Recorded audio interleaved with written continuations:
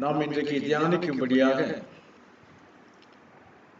யோவான் எழுதின சுவிசேஷம்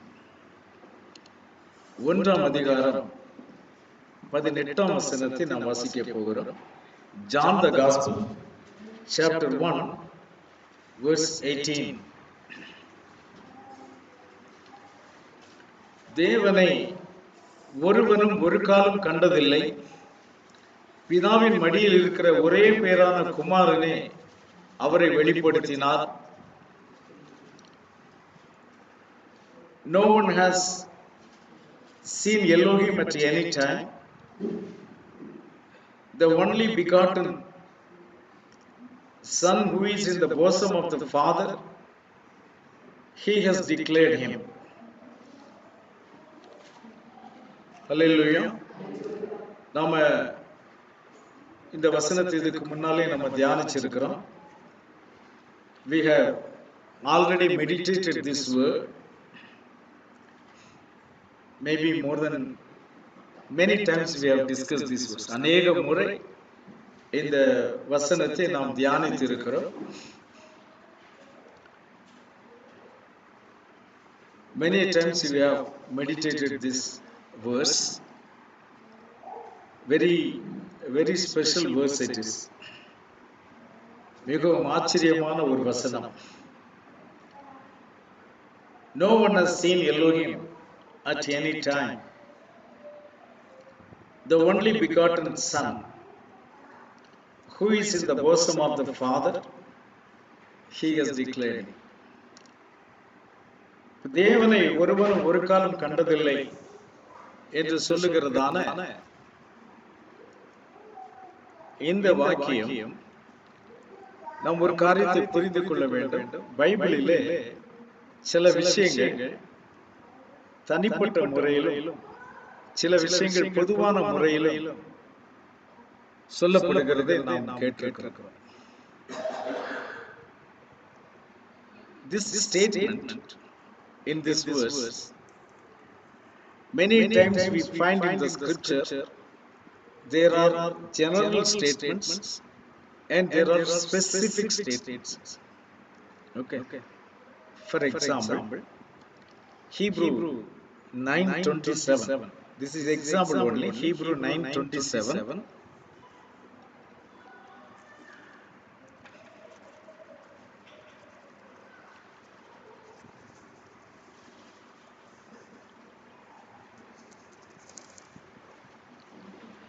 And as it is appointed for men to die once, but after this the judgment. Okay. ஒரு முறை மரிப்பதும் பின்பு நியாய தீர்ப்பு அடைவதும் மனுஷர்களுக்கு என்ன செஞ்சிருக்குதா? நியமிக்கப்பட்டிருக்கிறது. It is appointed. Okay. மனுஷர்களுக்கு நியமிக்கப்பட்டிருக்கிறது.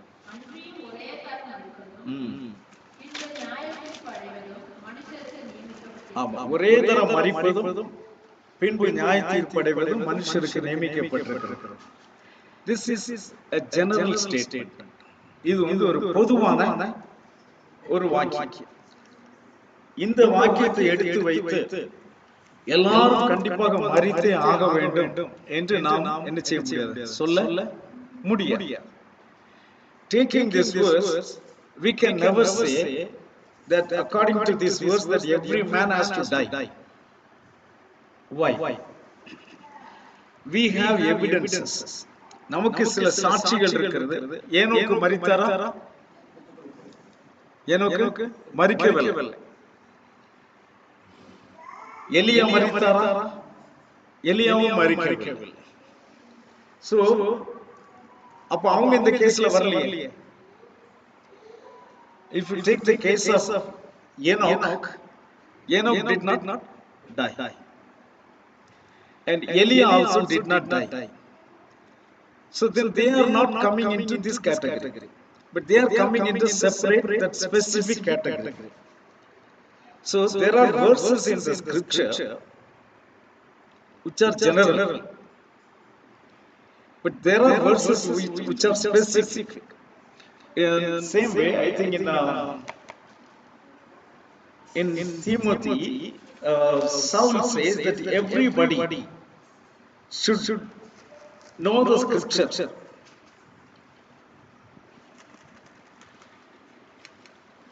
அந்த வசனம் யாரை தெரிஞ்சது? எல்லா மனுஷரும் ரட்சிக்கப்படவும் தேவனை அறிகிற அறிவை அடையவும் தேவன் சித்தமுள்ளவராய் இருக்கிறார். 2:4 2:4 என் கண்ணு முன்னால இருக்கு, நான் வேற எங்கேயோ பார்த்துட்டு. 1 Timothy 2:4 எல்லா மனுஷரும் ரட்சிக்கப்படவும் சத்தியத்தை அறிகிற அறிவை அடையவும் அவர் சித்தமுள்ளவராய் இருக்கிறார். Who desires all men to be saved and to come to the knowledge of the truth. This is a general statement. இது எப்படிப்பட்ட ஸ்டேட்மெண்ட்? இது பொதுவான ஒரு ஸ்டேட்மெண்ட். எல்லா மனுஷரும் ரட்சிக்கப்படணும், சத்தியத்தை அறிகிற அறிவை அடைய வேண்டும். இப்ப எல்லா மனுஷரும் ரட்சிக்கப்பட வேண்டும் என்று சொல்லும் பொழுது Acts of Apostles chapter 13 verse 48. Acts of Apostles chapter 13 verse 48.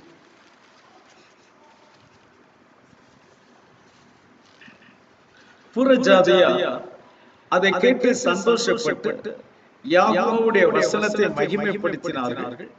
நித்திய ஜீவனுக்கு நியமிக்கப்பட்டவர்கள் எவர்களோ அவர்கள் விசுவாசித்தார்கள். Now when the Gentiles heard this, they were glad and glorified the word of Yahuwah, and as many as had been appointed to eternal life believed. இப்ப பாருங்க, எல்லா மனுஷரும் ரட்சிக்கப்படவும் அப்படின்னு சொல்லி இருக்கிறது, அது இங்க பொருந்துதான். இங்க பொருந்துதான் அந்த வசனம் இல்ல. என்னாச்சுங்க? யாரு நித்திய ஜீவனுக்கு நியமிக்கப்பட்டார்களோ அவர்கள் மட்டும்தான் அதை விசுவாசித்தார்கள். அதனுடைய அர்த்தம், விசுவாசிக்கிறவன் ரட்சிக்கப்படுவான் என்று சொன்னால், எவர்கள் விசுவாசித்தார்களோ அல்லது எவர்கள் நியமிக்கப்பட்டார்களோ அவர்கள் மட்டும்தான் என்ன செய்தார்கள்? விசுவாசித்தார்கள் அல்லது ரட்சிக்கப்பட்டார்கள். When every man should be saved அப்படினு சொன்னா, that is the desire of Yahweh. Every man should be saved. ஆனா என்ன நடக்கிறது? Very few are appointed for the everlasting life, eternal life. Everybody are not appointed for eternal life. அப்போ first Timothy 2:4 ல வாசிச்சது general statement, but இது எப்படி? இது specific statement. 1 Timothy 2:4 ல நம்ம ரெண்டு விஷயத்தை வாசிச்சோம். என்னெல்லாம்? ஒன்னு, எல்லா மனுஷரும் ரட்சிக்கப்படணும். இன்னொன்று, சத்தியத்தை அறிகிற அறிவை எல்லாரும் அடையணும். So one is everyone to be saved and come to the knowledge of the truth. But truth யாருக்கெல்லாம் கிடைக்குது? Matthew chapter 13 verse 10 and 11. Matthew chapter 13 verses 10 and 11.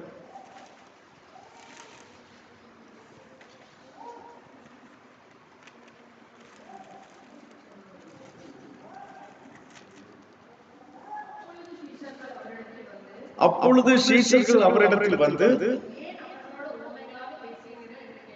ஏன் அவர்களோட உவமைகளாய் பேசுகிறீர்கள் என்று கேட்டார்கள். அவர்களுக்கு அவர் பிரதி உத்தரமாக,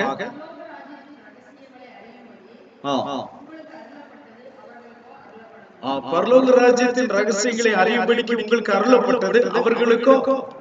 இப்ப எல்லா மனுஷரும் சத்தியத்தை அறிய வேண்டும் என்று சொன்னால் இங்க என்ன சொல்லப்பட்டிருக்கிறது? ஒரு சிலருக்கு தான் அது அருளப்பட்டிருக்கிறது. Okay. When the disciples came and said to him, why do you speak to them in parables? Then Yahushua answered and said to them, because it has been given to you to know the mysteries of the kingdom of heaven, but to them it has not been given. அப்போ அந்த ஒரே வசனத்துல அது ஒரு general statement. 1 தீமோத்தேயு 2ஆம் அதிகாரம் 4ஆம் வசனம் ஒரு ஜெனரல் ஸ்டேட்மெண்ட். ஆனா ரெண்டு இடத்துல நம்ம பார்த்திருக்கிறோம், ஸ்பெசிபிக் ஸ்டேட்மெண்ட் வேற இருக்கு இல்லையா? பொதுவான அறிக்கை ஒன்று, மற்றொன்று குறிப்பிட்டதான அறிக்கை ஒன்று. அப்போ நம்ம வேதத்தை இந்த அறிவோட நம்ம வாசிச்சோம்னா அநேக விஷயங்கள் நமக்கு விளங்கும். இல்லையா? ஏன்னா ஜனங்கள் நம்ம இடத்துல கேட்கிறத நம்ம கேட்டிருக்கிறோம். ஏன் தேவன் உங்களிடத்துல தான் பேசுவார், எங்க கிட்ட பேச மாட்டாரா? ஜனங்கள் சொல்றாங்க இல்லையா? Many people say that will God not speak only to you and not to us. இந்த வசனங்களை வச்சு பார்க்கும்போது என்ன தெரிகிறது?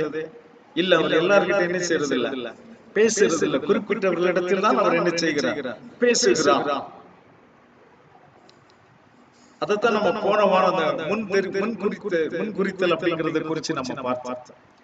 Last week we meditated about 4 appointed,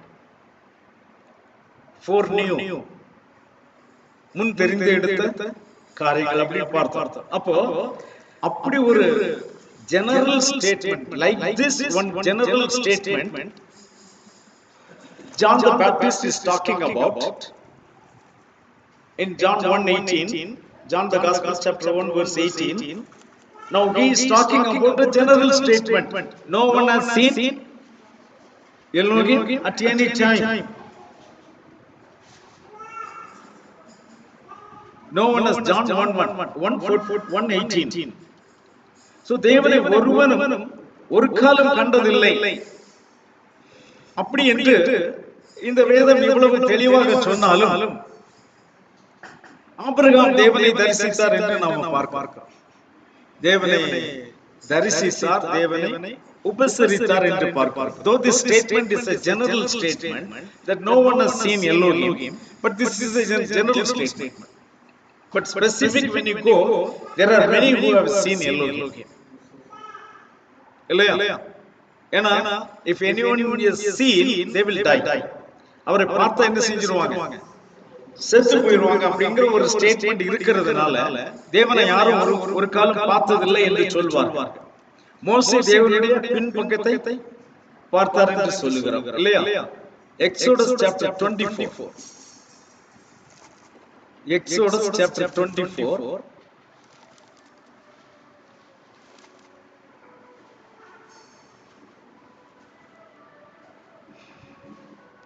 verses 9, 10 and 11. பின்பு மோசேயும் ஆரோனும் நாதாபும் அபியூவும் இஸ்ரவேலருடைய மூப்பரில் 70 பேரும் ஏறி போய் இஸ்ரவேலின் தேவனை தரிசித்தார்கள். அவருடைய பாதத்தின் கீழே நீல கல் இழைத்த வேலைக்கு ஒப்பாகவும் தெளிந்த வானத்தின் பிரபைக்கு ஒப்பாகவும் இருந்தது. அவர் இஸ்ரவேல் புத்திரருடைய அதிபதிகள் மேல் தம்முடைய கையை நீட்டவில்லை. அவர்கள் தேவனை தரிசித்து பின்பு புசித்து குடித்தார்கள்.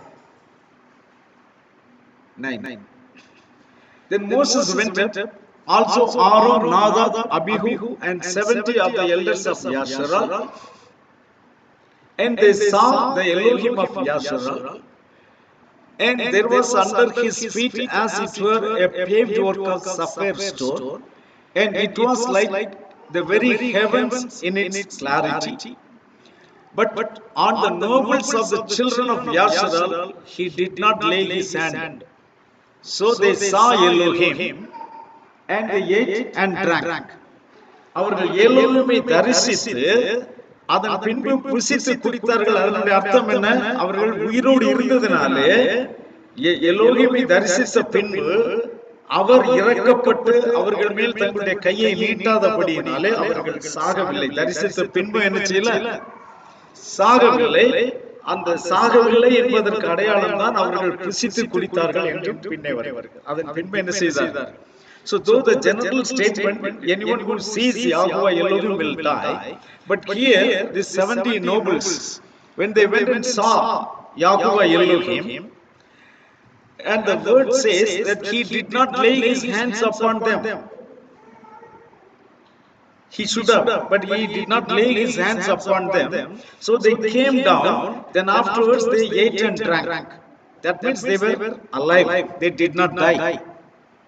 Appo, you see the difference between the specific statement and general statement. So John the Baptist said a general statement.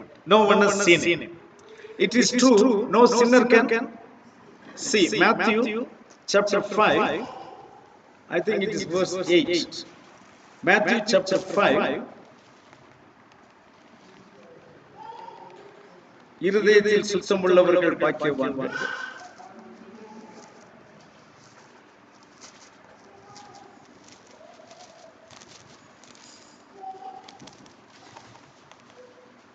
Yes, 8th verse.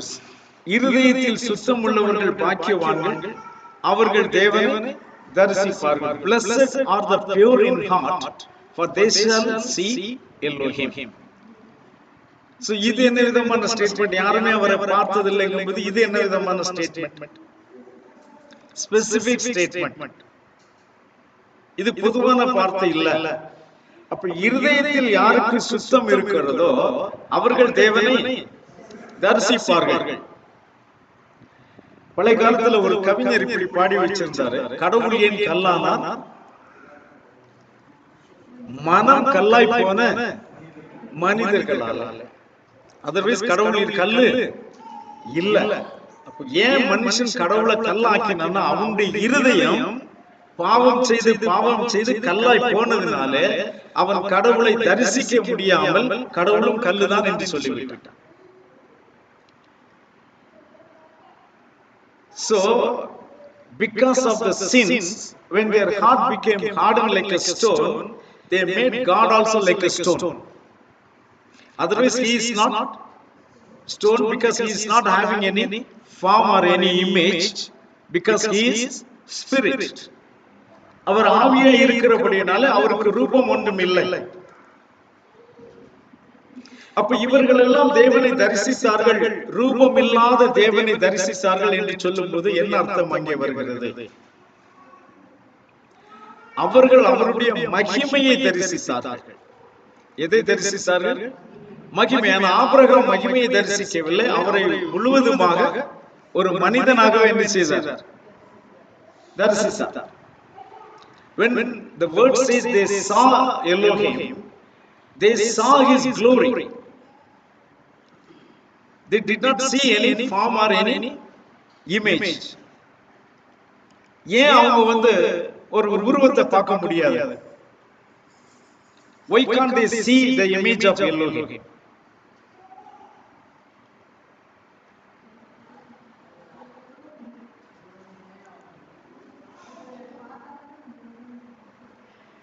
When the man sees the form or image of Yahuwah, he will then make it. He will make the image. மனுஷன் தேவனை தரிசித்தால் அவன் என்ன செய்து விடுவான்? தேவனுக்கு ஒரு உருவத்தை அவன் உண்டாக்கி விடுவான். அந்த உருவத்தை தேவன் என்ன செய்வதில்லை, விரும்புவது இல்லை. ஆபிரகாம் உண்டாக்க மாட்டான் தெரியும், அதனால ஆபிரகாமுக்கு தரிசனம் கொடுத்தார். சரியா? So when John says, John the Baptist, when he says no one has seen Elohim, he made a general statement. அப்போ இங்கே தேவனை ஒருவனும் ஒரு காலம் கண்டதில்லை என்று யோவான் சொல்லும் பொழுது அவர் ஒரு பொதுவான அறிக்கையை விடுகிறார். ஆனா இன்ட்ரெஸ்டிங் பார்ட் என்ன இந்த வசனத்துல? ரொம்ப இன்ட்ரெஸ்டிங்கான பார்ட் என்ன தெரியுமா? பிதாவின் மடியில் இருக்கிற ஒரே பேரான குமாரனே அவரை வெளிப்படுத்தினார். The son, the only begotten son, who is in the bosom of the Father, he has declared him. இப்ப பிதாவை குமாரன் வெளிப்படுத்தினார் என்று சொன்னால் இது பெரிய ஈவென்ட் அல்லவா? இது பெரிய நிகழ்ச்சி அல்லவா? If son has revealed the Father, it's the greatest event in the world. அப்போ எங்கேயாவது ரெக்கார்ட் இருக்குதா? பிதாவை தேவன் யாகுஷுவா வெளிப்படுத்தினார் அப்படின்னு எங்கேயாவது ரெக்கார்ட் இருக்குதா? இவர்தான் பிதா அப்படின்னு யாரையாவது கூப்பிட்டு காட்டினாரா? எப்படித்தான் அவர் பிதாவை வெளிப்படுத்தினார்? கேள்வி வருதா இல்லையா? That is it should be such a great event if Yahushua came and revealed the Father. Then we should know it should have been recorded anywhere. He is pointing out someone and saying that this is the Father. But we don't find anything such.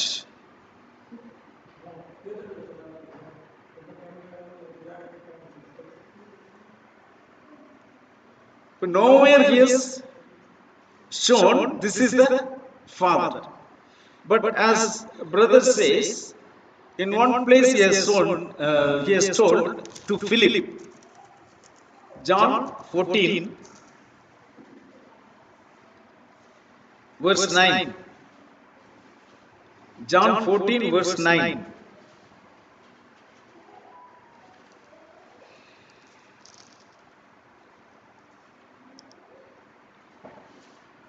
அதற்கு யெகோஷுவா, பிலிப்புவே, இவ்வளவு காலம் நான் உங்களுடனே கூட இருந்தும் நீ என்னை அறியவில்லையா? என்னை கண்டவன் பிதாவை கண்டார். அப்படி இருக்க பிதாவை எங்களுக்கு காண்பியும் என்று நீ எப்படி சொல்லுகிறாய்? பிதாவை எனக்கு காண்பியும் என்று நீ எப்படி சொல்லுகிறாய்? So one who has seen me has seen the Father. Have been with you so long, and yet you have not known me, Philip. He who has seen me, he has seen the Father. So how can you say, show us the Father? எப்படி நீ சொல்ல முடியும் பிதாவை எனக்கு காண்பியும் என்று? நான் இவ்வளவு நாள் உன் கூட இருந்திருக்கிறேனே. அந்த வார்த்தைக்கு என்ன அர்த்தம்? நான் இவ்வளவு நாள் உன் கூட இருந்தும், அப்ப அதுக்கு அர்த்தம் என்ன? இவ்வளவு நாள் அவர் நிறைய தடவை என்ன செஞ்சிருக்கிறார்? தான் யார் என்பதை அவர் வெளிப்படுத்தி இருக்கிறார். அதான் அந்த பீரியட், டைம் பீரியட் சொல்றாரு. Have I been with you so long? So what does it mean? In this much period, he has definitely revealed who he is. இப்ப என்னை கண்டவன் பிதாவை கண்டான்.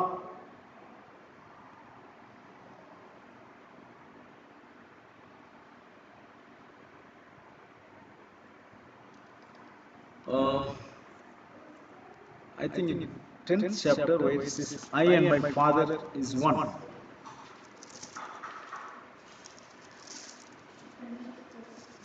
Ten 30, yes.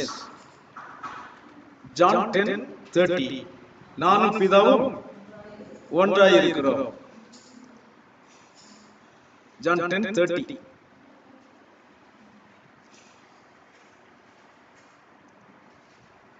I and my Father are one.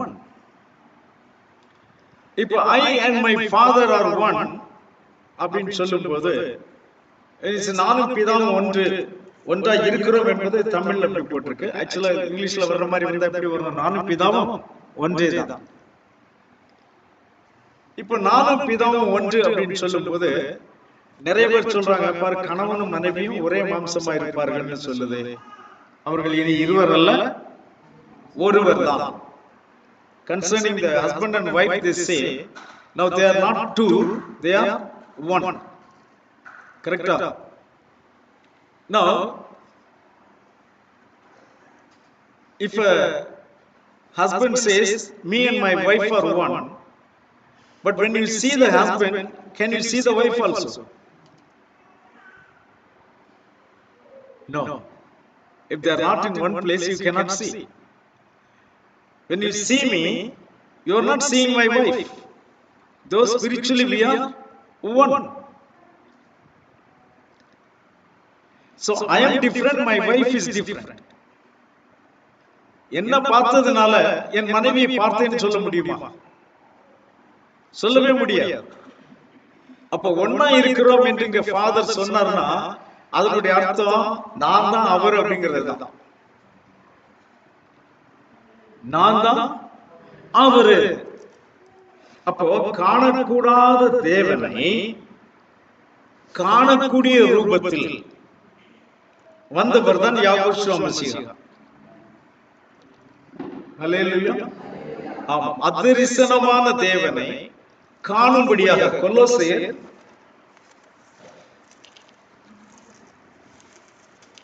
Colossians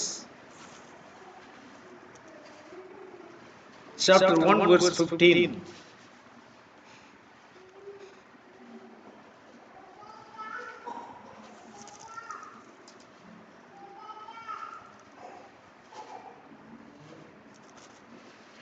அவர் அதரிசனமான தேவனுடைய தற்சரூபமும் சர்வ சிருஷ்டிக்கு முந்தின பேருமானவர்.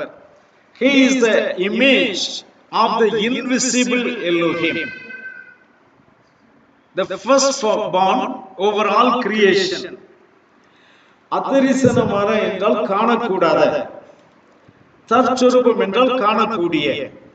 அப்ப காணக்கூடாத தேவனுடைய காணக்கூடிய ரூபமாய் யார் வந்தா? யாகோஷுவா Masih. He is the image of the invisible Elohim.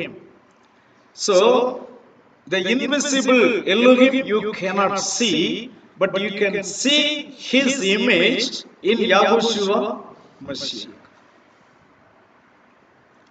So Yahushua Mashiach, he revealed himself that he is the Father. He revealed himself many times that he is the Father. அப்போ he is the Father அப்படின்னு எங்கேயாவது நிறைய இடத்துல சொல்லி இருக்குதா பைபிள்ல? வேதத்துல has it been told many places that he is the Father, that Son is the Father? Isaiah chapter 9 verse 6. Isaiah chapter 9 verse 6. நமக்கு ஒரு பாலகன் பிறந்தார், நமக்கு ஒரு குமாரன் கொடுக்கப்பட்டார், கர்த்தத்துவம் அவர் தோளின் மேல் இருக்கும், அவருடைய நாமங்களாவன அவர் அதிசயமானவர், ஆலோசனை கர்த்தர், வல்லமையுள்ள தேவன், நித்திய பிதா, சமாதான பிரபு. For unto us a child is born, unto us a son is given, and the government will be upon his shoulder, and his name will be called Wonderful Counselor, Mighty, Everlasting Father, Prince of Peace.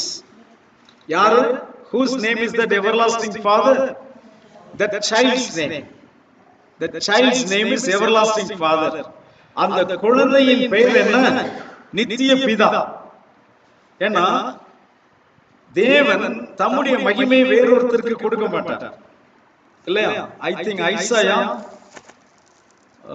chapter 28 I think.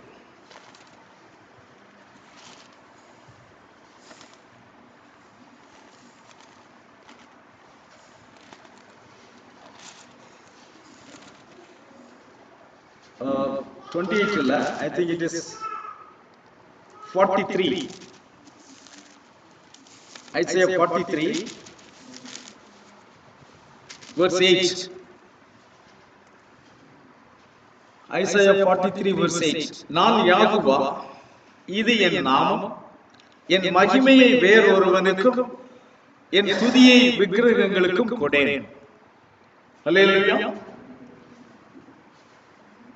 So he says 43 sorry 42 verse 8. 42 8.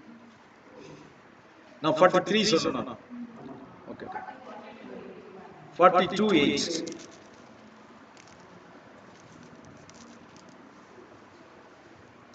I am Yahuwah, that is my name, and my glory I will not give to another, nor my praise to carved images. அப்போ ஆனா இங்க குமாரனுக்கு நித்திய பிதாங்கிற பெயர் அங்க என்ன செஞ்சிருக்கிறார்? கொடுத்திருக்கிறார். இங்க கொடுக்க மாட்டேன்னு சொல்றார். But when there he says, I will not give my glory to anyone, but to his son he has given that name, everlasting Father, not everlasting Son. There is no word in the scripture to say everlasting Son, but you have everlasting Father. So நித்திய பிதா என்றுதான் வசனத்தில் இருக்கிறதே தவிர நித்திய குமாரன் என்று வசனத்தில் கிடையாது. மேலும் யாகுஷுவா தான் பிதா அப்படிங்கிறதுக்கு இன்னும் ஒரு வசனம் கூட நான் உங்களுக்கு காட்டுறேன். ரெவலேஷன்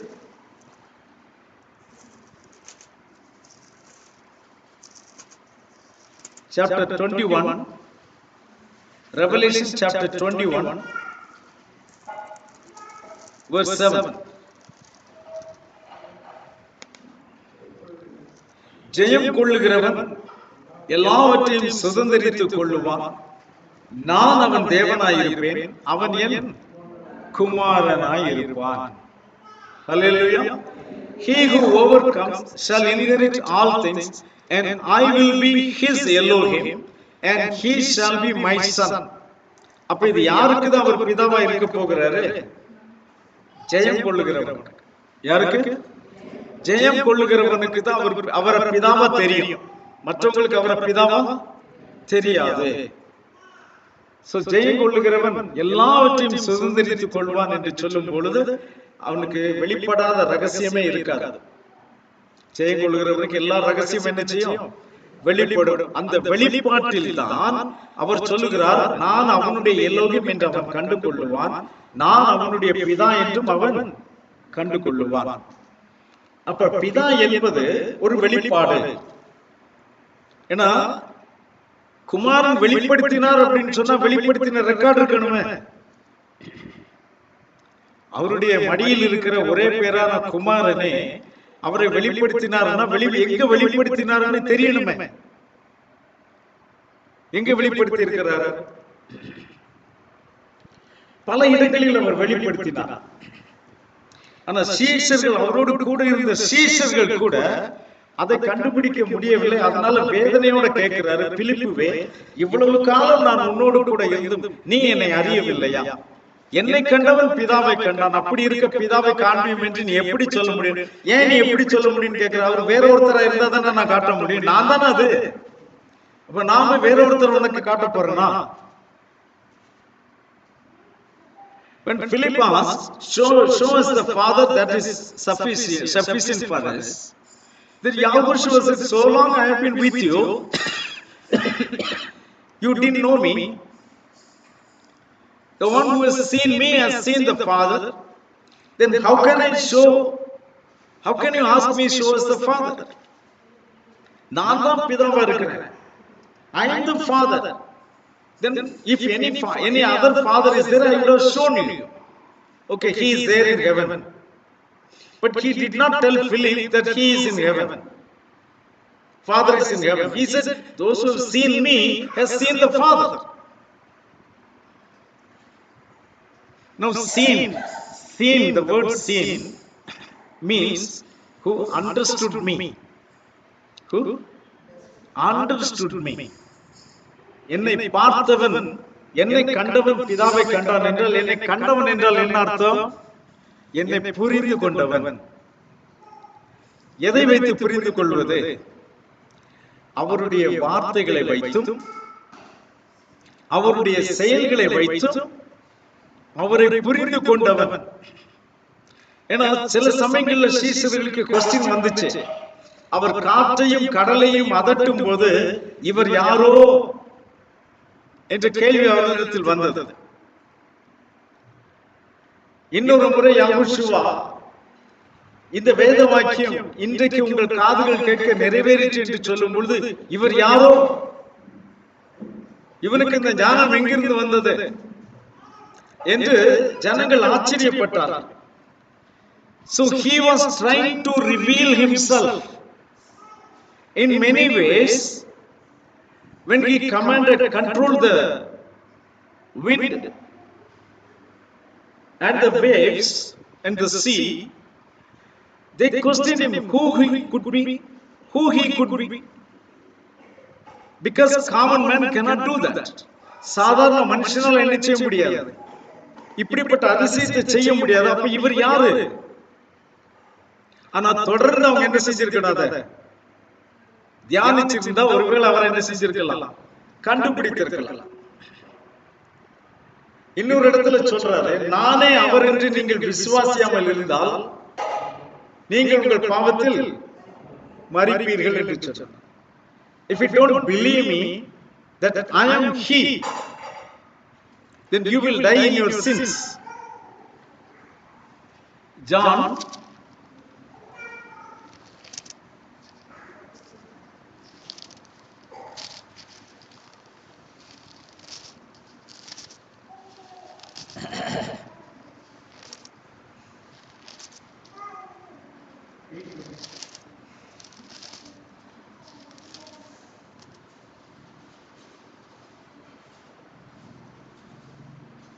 8:24. John 8:24. ஆகையால் நீங்கள் உங்கள் பாவங்களில் சாவீர்கள் என்று உங்களுக்கு சொன்னேன். நானே அவர் என்று நீங்கள் விசுவாசியாவிட்டால் உங்கள் பாவங்களிலே சாவீர்கள். Hallelujah. 8:23. Put 23.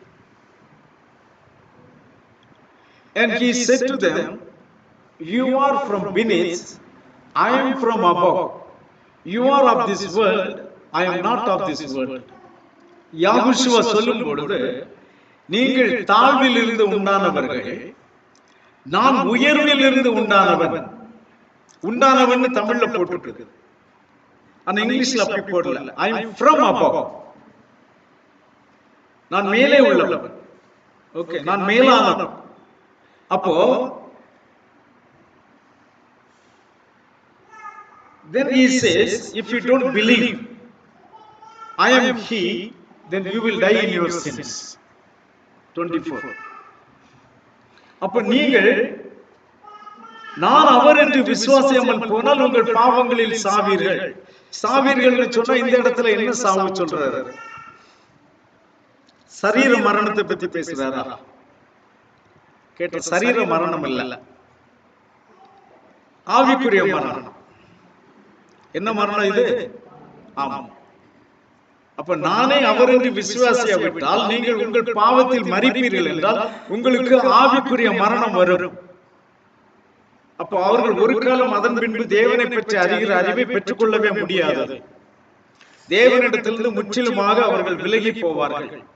சர்ச்சைக்கு வரலாம், எல்லாத்திலையும் பங்கு கொள்ளலாம், ஆனால் அந்த பூரண விசுவாசம் உள்ளத்தில் வராவிட்டால் நானே அவர் என்று. அத இங்கிலீஷ்ல பாத்தீங்கன்னா, if you do not believe that I am he, ஹீங்கிறத கேபிட்டல்ல போட்டுருக்கும். அப்ப நானே அவர், யார் அது?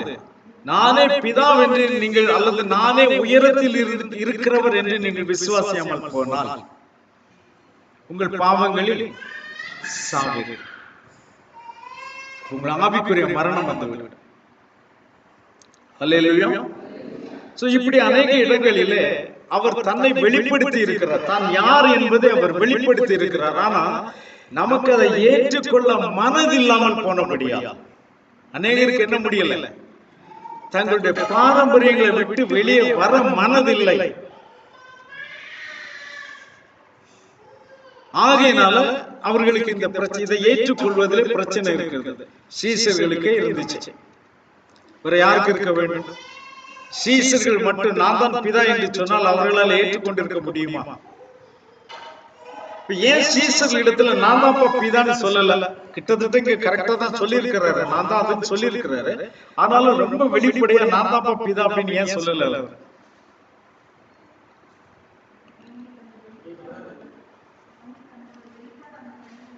அதாவது சொன்னாலும் அதை அக்செப்ட் பண்ணக்கூடிய நிலைமை நம்ம இல்ல. ஆனா என்ன அப்படின்னா, அவர் நான் தான் பிதா என்று சொன்னால் அவரை சிலுவையில் அடிக்க யாருக்கு தைரியம் வந்திருக்கும்? அப்போ வந்த பர்பஸ் என்ன செய்யாது? நிறைவேறாது. If he declared that he is the father, who could have put him on stake, put him to death? Then the purpose for which he came would have not been fulfilled. புரியுதா? ஏன் அவர் சொல்லல பிதான்னு? இன்னைக்கு நிறைய பேர் கேட்கிறாங்க, Muslims, specially Muslims கேட்பாங்க, யாகுஷுவா எப்பயாகிலும் நான் தேவன் என்று சொன்னாரா அப்படின்னு. அப்ப அவங்க கிட்ட நாம கேட்க வேண்டிய கேள்வி என்ன? அறிவில்லாதவனே, அவர் தன்னை பிதா என்று சொன்னால் அவரை யாராவது சிலுவையில் அடிக்க முடியுமா? தான் தான் தேவன் என்று சொன்னால் யாராவது சிலுவையில் அடிக்க முடியுமா? இல்ல. தேவன் என்று நிரூபிப்பதற்கு அவர் வரவில்லை. தேவன் என்று நிரூபிப்பதற்கு அவர் வரவில்லை. அவர் தேவன் என்று மக்கள் விசுவாசிக்க வேண்டும் என்று அவர் வந்தார். மக்கள் அவர் என்ன செய்ய வேண்டும்? விசுவாசிக்க வேண்டும். தேவன் என்பது நிரூபிக்க வேண்டிய விஷயமே கிடையாது. யாராவது நிரூபிக்க முடியுமா? நிரூபிக்கவே முடியாது. இப்ப தண்ணீர் எடுத்துக்கிட்டீங்கன்னா அதுல ஹைட்ரஜன் இருக்குது, கார்பன் டை ஆக்சைடு இருக்குது அப்படின்னு என்ன செய்யலாம்?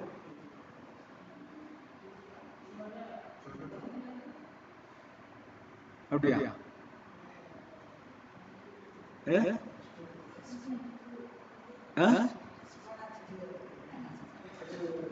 அதுல கார்பன் டை ஆக்சைடு இல்ல. தைரியமா பேசுங்க. உங்களுக்கு அது தெரியும் போது தைரியமா பேசுங்க. நான் தப்பா சொல்றேன் அப்படின்னு தெரிஞ்சா தைரியமா என்ன செய்யணும்? இல்ல பாஸ்டர் நீங்க தப்பா சொல்றீங்கன்னு சொல்லணும். தண்ணியில என்ன இருக்குது? ஹைட்ரஜனும் ஆக்சிஜனும் இருக்குது. இப்ப தண்ணியில ஹைட்ரஜன் ஆக்சிஜன் இருக்கிறது என்பதை நம்மளால என்ன செய்ய முடியும்? நிரூபிக்க முடியும். நீங்க அதை விசுவாசிக்க வேண்டிய அவசியம் இல்ல, அதை நிரூபிச்சிடலாம். When someone says about belief about Elohim, no need to prove Elohim.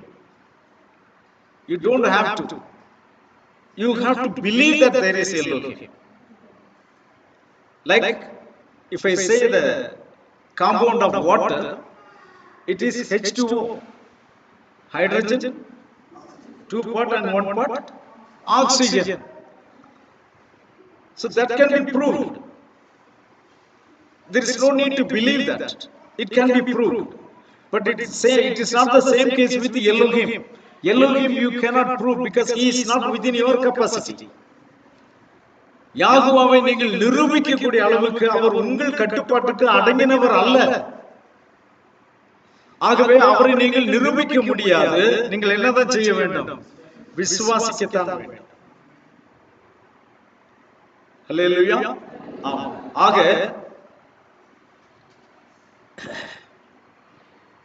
வெளிப்படுத்தினார் என்றால் ஒரே ஒரு விஷயத்தை மட்டும் சொல்லி அவர் எப்படி தன்னை பிதா என்று வெளிப்படுத்தினார் என்கிறது சொல்லிட்டு நிறைய விஷயங்கள் இருக்குது. ஒன்னு சொல்றேன். யோவான் 9ஆம் அதிகாரம், John 9th chapter verse 1, 1, 2, 3. John 9. Now as Yahushua passed by, he saw a man who was blind from birth.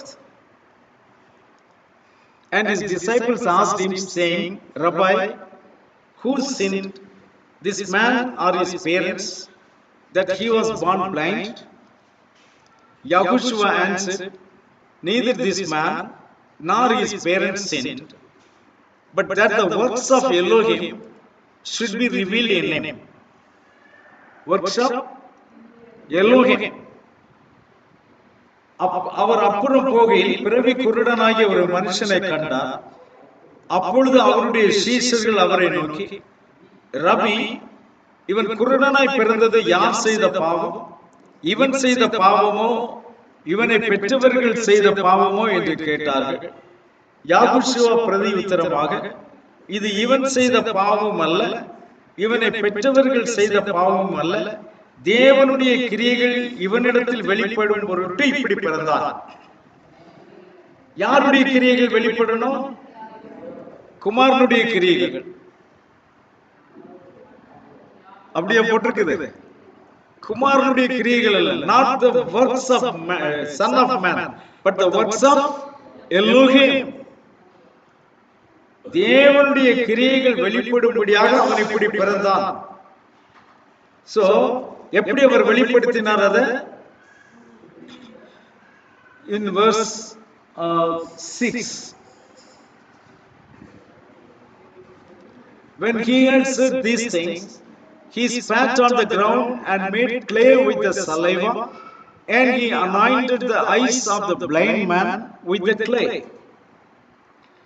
இவைகளை சொல்லி அவர் தரையிலே துப்பி உமிழ் நீரினால் சேறுண்டாக்கி அந்த சேற்றை குருடனுடைய கண்களின் மேல் பூசி, நீ போய் சிலோவாம் குளத்திலே கழுவு என்றார். சிலோவாம் என்பதற்கு அனுப்பப்பட்டவன் என்ற அர்த்தமாம். அப்படியே அவன் போய் கழுவி பார்வை அடைந்தவனாய் திரும்பி வந்தான். Hallelujah. So now what is the speciality here He healed many other blind people also, but he did not do in this manner.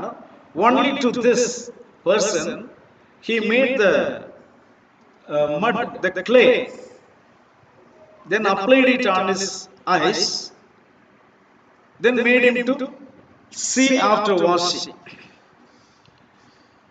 மற்ற குருடர்களுக்கெல்லாம் வெறும் வார்த்தையிலே சொன்னார், நீ பார்வை அடைவாக. இன்னொரு குருடனுக்கு சொன்னார், நீ விசுவாசித்தபடி உனக்கு ஆக கடவுது அப்படின்னு. ஒரு குருடனை கண்ணை தொட்டு சுகமாக்கி. ஆனா இந்த குருடனுக்கு அப்படி செய்யல.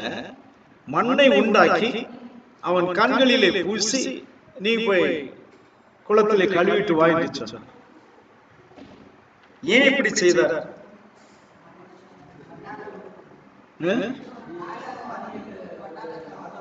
So he did this to prove to the people, especially to the disciples, that he is the same Elohim who created man out of the mud. பூமியின் மண்ணிலிருந்து மனிதனை உருவாக்கின தேவன் நான் தான் என்பது வெளிப்படும் வண்ணமாக அவர் என்ன செய்தார்? மண்ணினாலே, அதாவது அவனுக்கு அங்க என்ன இருக்குல்ல, கண்ணு இருக்கல. கண்ணு இருந்து பார்வை இல்லாமல் இருந்தா அது வேற விஷயம். அங்க என்ன இல்ல, கண்ணு இல்ல. அப்ப அங்க கண்ணை உருவாக்கி என்ன செய்யறாரு? அங்க வைக்கிறார். அப்ப ஆதியில செய்த அதே கிரியையை தேவன் இப்போ செய்த அந்த தேவன் நான் தான் அப்படிங்கறத அவர் என்ன செய்யறாரு? நிரூபிக்கிறார். There was no eye only. There was only cavity. Absolutely there was no eye.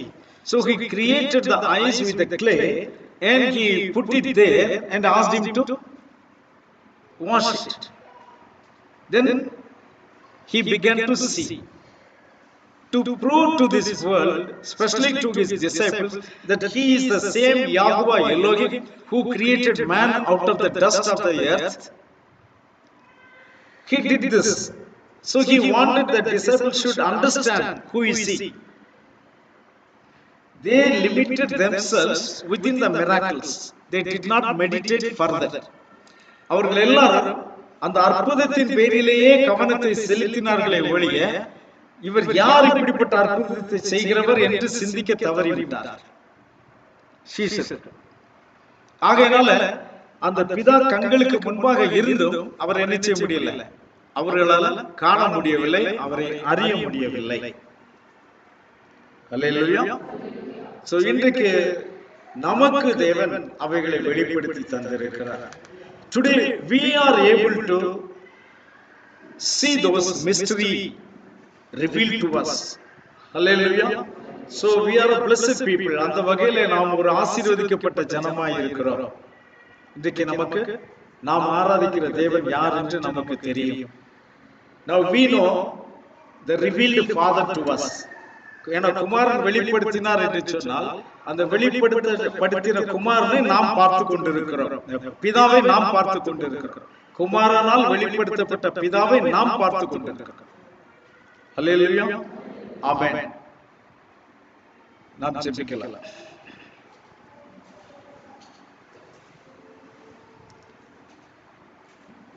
அன்பு நிறைந்த எங்கள் பரலோக பிதாவே, ஆசீர்வதிக்கப்பட்ட அந்த நல்ல வேளைக்காக நாங்கள் உமக்கு நன்றி செலுத்துகிறோம். தகப்பனே, ஸ்தோத்திரிக்கிற ஐயா. Our gracious Heavenly Father, we praise and thank you for this wonderful moment you have given to us. Thank you for the verses you have given to us. அப்பா, நீர் கொடுத்த வசனங்களுக்காக உமக்கு நன்றி. நீர் கொடுத்த வெளிப்பாட்டிற்காக நன்றி ராஜா. Father, we thank you for the revelation which you have given to us. Bless your children in a special way, Father. உடைய பிள்ளைகள் ஒவ்வொருவரையும் விசேஷித்த வண்ணமாய் நீர் ஆசீர்வதித்தருளும். நன்மை கண்டடைபடியாக கிருபை செய்யும் அப்பா. Father, enable your children to find the goodness from you, Father. ஒவ்வொரு குடும்பத்தையும் பேர் பேராக தனித்தனியாக நீர் ஆசீர்வதிப்பீராக. Father, I pray you bless every family individually and as a family also, Father. Fulfill all the desires of their heart. அவருடைய இருதயத்தின் விருப்பங்கள் நிறைவேறும்படியாக கிருபை செய்யும். இன்றைக்கு வந்தவர்கள் வராதவர்கள் எல்லாரையும் ஒரே போல நீர் ஆசீர்வதித்தருளும் அப்பா. தேவரீர் Father, I pray that you bless everyone who came today and who could not make it today. Bless them, Father. எங்கள் மீட்பரும் இரட்சகருமாகிய யாகூஷா மசீஹ் நாமத்தில் வேண்டிக் கொள்கிறோம் பிதாவே. யாகோவா உங்களை ஆசீர்வதிப்பாராக. யாகோவா ஷாலோம். ஆமென். ஹalleluya.